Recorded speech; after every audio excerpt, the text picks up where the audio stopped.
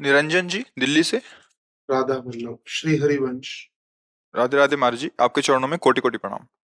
महाराज जी, मेरा प्रश्न ये है कि अपने जीवन पर अपने ही अनुभव का प्रभाव नहीं पड़ता। अनुभवी संतों की वाणी सुनता हूँ, समझ में भी आती है, परंतु कुछ है जिससे चित्त मन संसार को ही पसंद करता है। उसी को तो अज्ञान कहते हैं ना।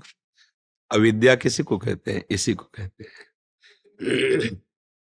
शरीर को मैं मानना, भोगों में सुख मिलना, संसार सत्य भासना, इसी का नाम है माया।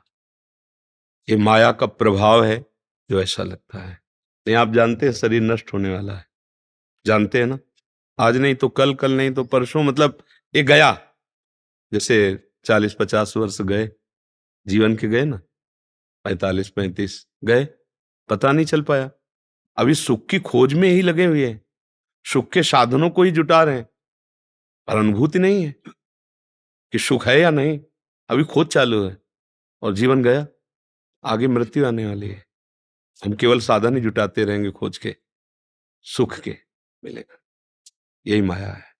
अनंत जन्म बीत गए भोगते हुए, यहां कुछ सत्य नहीं। क्या सत्य दिखाई दे रहा है?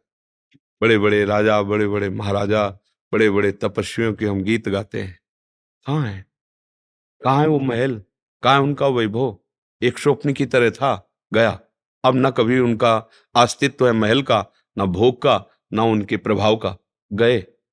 ऐसे ही एक भ्रमात्मक माया ने नाटक रच रखा है। उस नाटक में इतना प्रभाव है।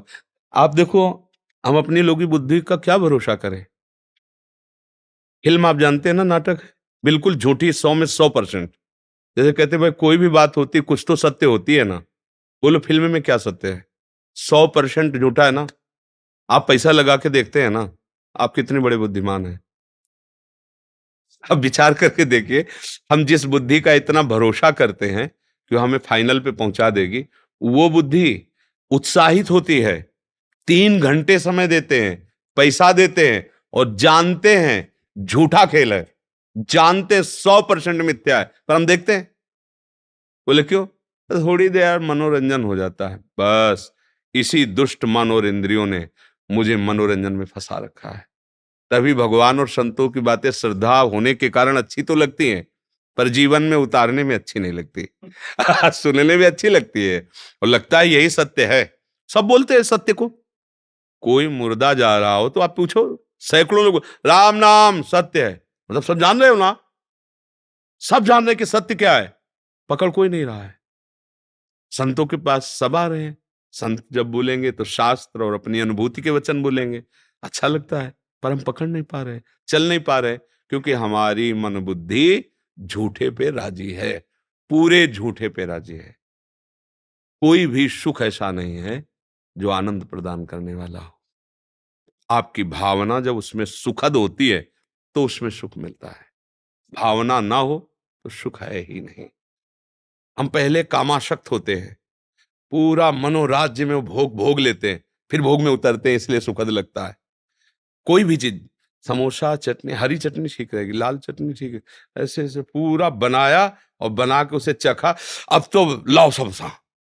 पहले चिंतन होता है, बाद में क्रिया होती है। यदि चिंतन ना हो तो किसी क्रिया में सुख मिल जाए भी हमें बता देना।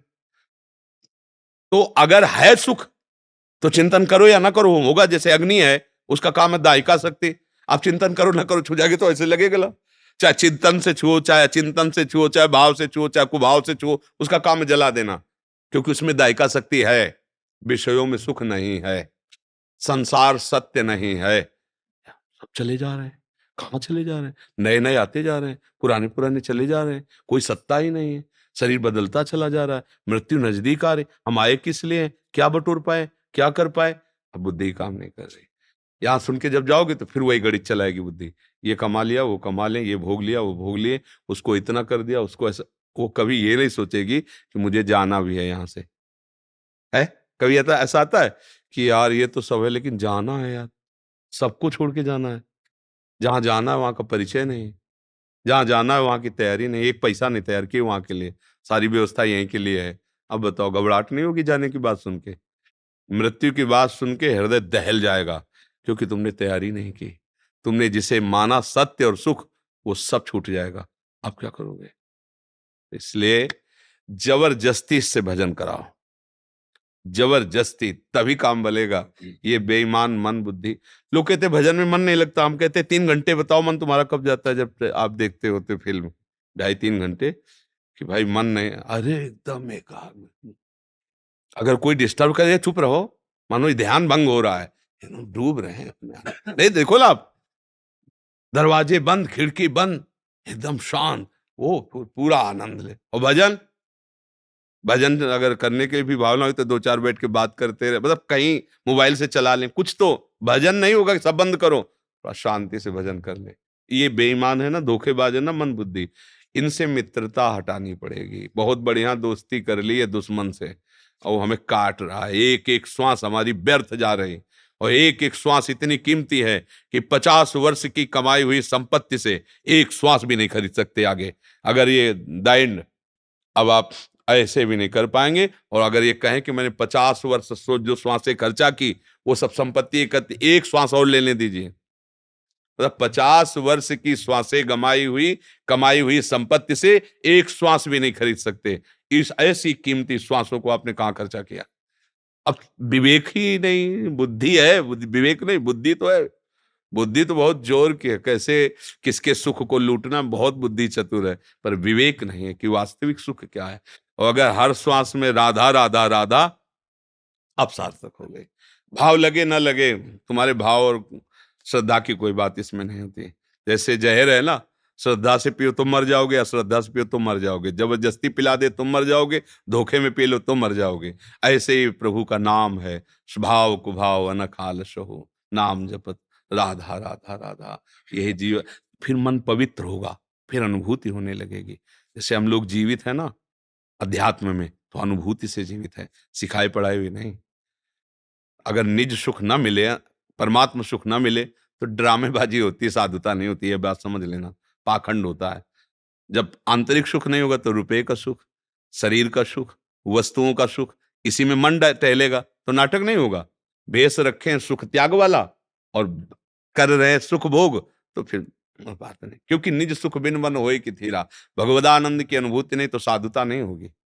साधुता तो तभी होगी जब अध्यात्म सुख प्राप्त हो, और वो सुख तभी प्राप्त होता है जब भगवान का भजन होता है। भजन बिना ये बातों से समझ में आने वाली बुद्धि नहीं है। समझे क्या कहना चाहते हैं?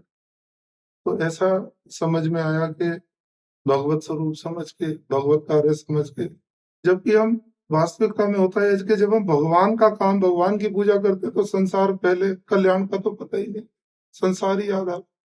अपनापन, प्रेम, आत्मीयता, ये 3 चीजें भगवान से जुड़ जाए तो काम बन जाए, नहीं होता तो इस संसार देखो, नहीं जुड़ता। एक बात हमें बताओ, अभी हम आप से कहें कि हमारे श्री जी के लिए अत्यंत आवश्यक है, आप दिल्ली चले जाओ और आप जाकर के ये अमुक सामग्री ले आओ, आप कितने उत्साहित होंगे? नहीं, आप दौड़ के जाएंगे और लेके आएंगे। और आपसे हम पूछें कि आपको थकान, कोई परिश्रम, कोई थकावट ऐसा, तो आप कहोगे प्रतिपल मुझे आनंद था कि मुझे आपकी आज्ञा मिली और आपके लिए मुझे करने को मिला। समझ रहे हो ना? यही हालत होती है जब भगवान के लिए कार्य करोगे अंदर से, तो संसार का कार्य करते तुम्हें हर समय उत्साह होगा कि मेरे प्रभु की सृष्टि है और मैं प्रभु का दास हूं और ये प्रभु का कार्य हो रहा है, उसी से भगवत प्राप्ति हो जाएगी। वास्तविक हम बात से तो कहते हैं प्रभु का कार्य करते हैं, पर हृदय में अहम होता है और हृदय में ममत्व होता है, अपना कार्य है, उसकी पहचान होती है। कार्य के बाद जो लाभ और हानि होगी उसमें आपको हर्ष और शोक होगा, और यदि भगवत भाव से किया है तो हर्ष और शोक नहीं होगा, समता होगी। सुखे दुखे लाभा लाभो जया जय हो, ये स्थिति होती है। जय और पराजय में, सुख और दुख में, लाभ और हानि में समान स्थिति होती है।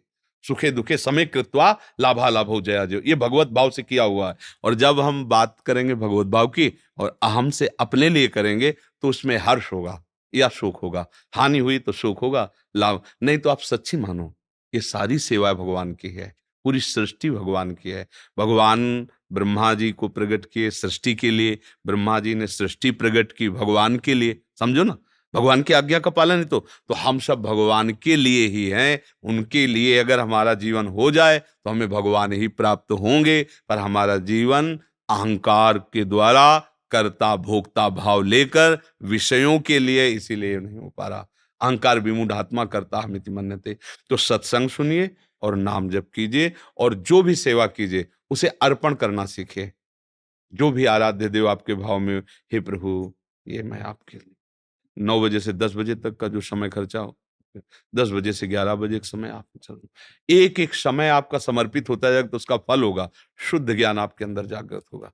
फिर ममता मल जर जाए, फिर ममता मोह नहीं रह जाएगा। तभी वो आनंद का, कोई नहीं, एक भगवान नाटक कर रहा है, सच्ची मानो।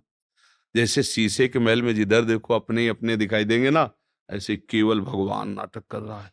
एक गोपाल शास्त्र नाम में भगवान का नाम जगन नाटक वही भवा, अपने आप से अपने आप को प्रकट करके अपने आप में अपने आप से खेल रहा है। वही सृष्टि विधान बनाने वाला है, वही सृष्टि बनने वाला है, और वही सृष्टि नाश करने वाला है, और वही नाश होने वाला है, दूसरा कोई नहीं है।